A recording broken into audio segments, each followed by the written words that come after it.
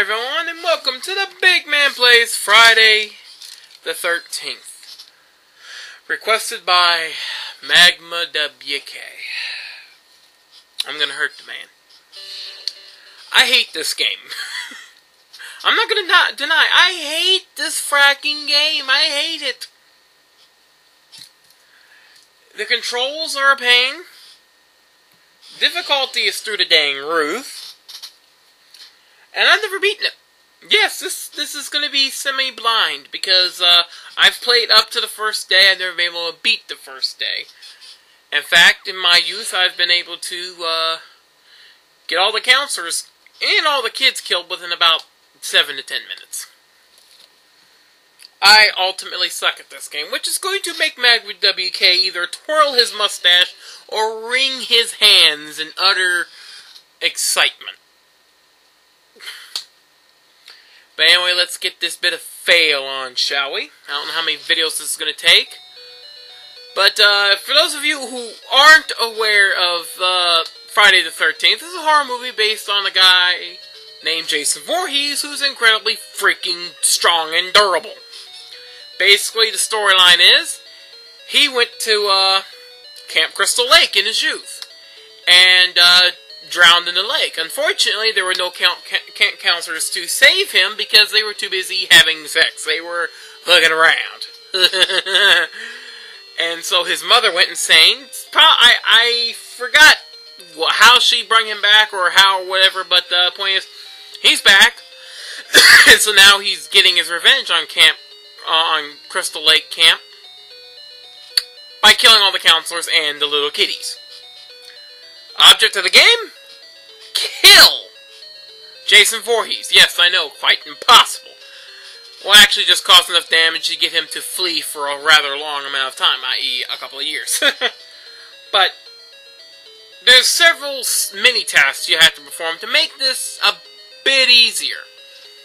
The controls don't help. But there's certain things you can do to make the game easier. Now, right here on the camp selection, or counselor selection screen, you have a choice of 6 counselors to choose from. They all range in strengths, depending on what they can do. Chrissy is the best character in the game. She has incredible speed. She can jump really frackin' high, and she can row. Yes, there's rowing. Because you see, the 15 little kitties we have in the bottom right-hand corner there, they're hidden in those 3 little houses by the lake. Sometimes Jason Vorhees will get to that house, because yes, he can swim. And so you have to row there to get there in time to save them kids. If you don't get there in time, he starts killing them. You don't want to lose all your kids. I think it's game over. I never had it happen in a long time. I know, of course, I never had it happen once. I mean, I always got everyone killed. But, yeah, so you have to row, and quick rowing is important. Second best character is Mark. He can jump just as high, he can move almost as fast, and he's got good rowing ability too. Everyone else's range is as follows, with, let's see, where is it? Paul being the third best. Paul and Laura are actually the middle roaders. They're actually the middle roaders, you can pretty much deal with them. They're not the best, but you can get through the game with them. Debbie? Second worst. Guess who's the first worst? George. Worst character in the game. Can't jump for squat, can't move for squat, can't roll for squat. You ain't beating the game with him unless you are a gaming god. I am not. But as you notice, they all start in randomly placed houses. If you hit reset, they'll just change position. It doesn't really matter where you start. The whole object of the game is to kill Jason. Let's go ahead and hit start here. That's one of the side objectives, by the way. If you can get a lighter, you can, crap. You can basically, light the fireplaces. You light all the fireplaces and all the big houses, you can get a torch, which is the second best weapon in the game. And there's our lighter. And I think I've just seen a...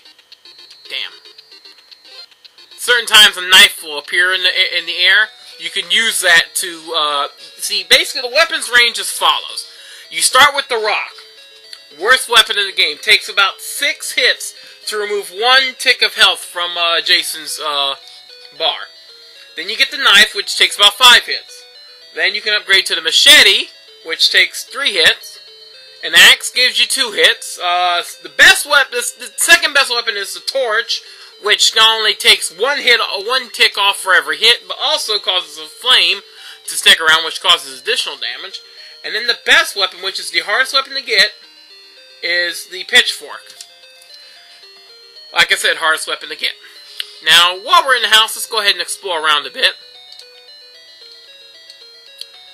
Again, one of your main objectives will be to light the fires, which you can only do if you have the lighter. Now keep an eye, because when you're in the houses, sometimes you'll see Jason's name on the bottom. That means he's in the house. That could be a problem. Let's see. Quickly, the controls for the house is just the D-pad to move around, up to move forward, down to turn around, select to get to the menu. Now, if you're in a house with another counselor, you can select change to change positions with that counselor, in case you want to use another counselor because yours is too weak. Pass lets you pass your weapon to that particular counselor, in case you're trying to upgrade everyone using one character. Cure, if you have a medicine tank, you can cure an injured counselor. It's preferred, though, to keep a handle on the medicine tanks, because if that particular character dies and he's holding them, he'll actually be revived with a certain amount of health equal to how many medicine tanks you have. Very useful. And take is if there's any items in the cabin, you can take them. B button to back out. A button to select those, by the way. And standard movement on the course here is D-pad to move, A to jump, and B to shoot. Now, basically what we're trying to do is get to all the houses. There's that. Yeah, you gotta, when you have the rock, you gotta duck down in order to throw the rocks for, any kind of damage. Kind of want to examine the houses too. See here, watch. By selecting that, we select DePaul, which, I'm going to keep with Chrissy. She's the best character in the game. You don't want to lose her or Mark.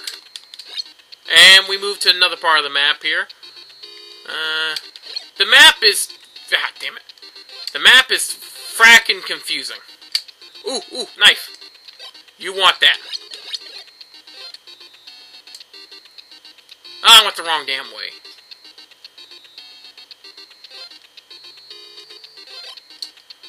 Yes, basically, you can do this just with one character from what I've heard. Now, this is going to be basically, like I said, it's going to be basically blind for me. Past the first day, because, like I said, I suck. And let's see here. I'm going to use save states, yes, because, again, I suck at this game horribly.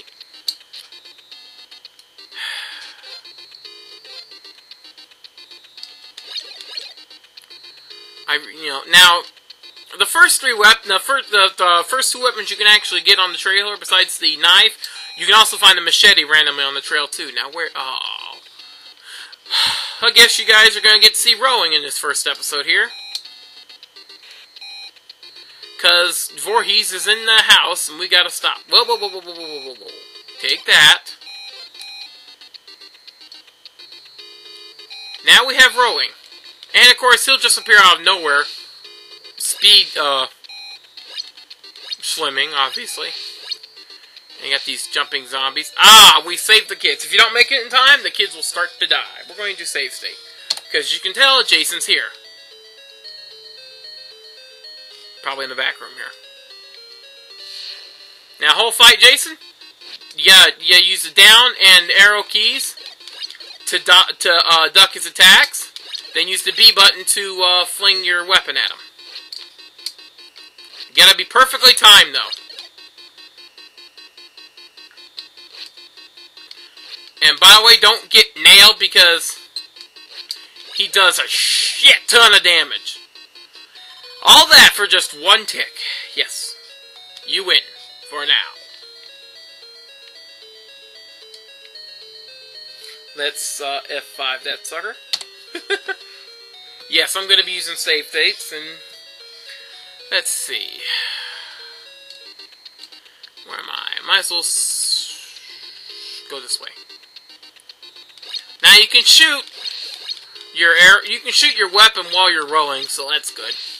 Just kind of keep doing that. Now where am I? I want to go this way? Yes.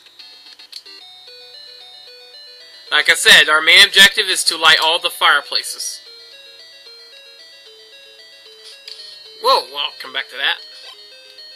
Another one taken care of. And we also have a note, which, let me see if I can find, there we go. Basically just hit select and go down and take it. Go to the cabin near the cave. Basically that right there is a message telling you, hey, you could find a special item in a cabin near the cave. Unfortunately, it's getting to that cave, and it's getting to that cabin and actually finding the right frickin' cabin.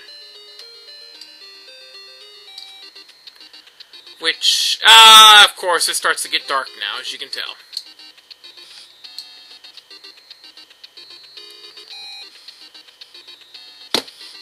Then you have this problem.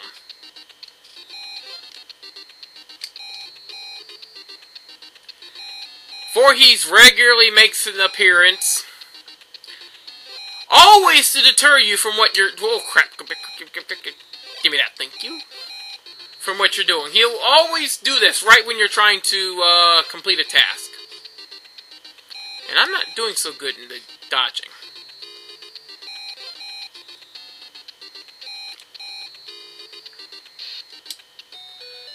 Of course, Paul. Of course. We're going to save state. Got a couple more minutes here. I could probably, Oh, now he's got a machete. Ouch. Let's save. Let's load that state there. Because now he does even more damage.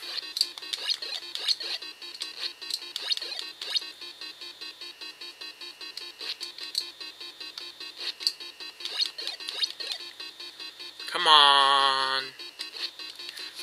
I'm not losing her, you schmuck!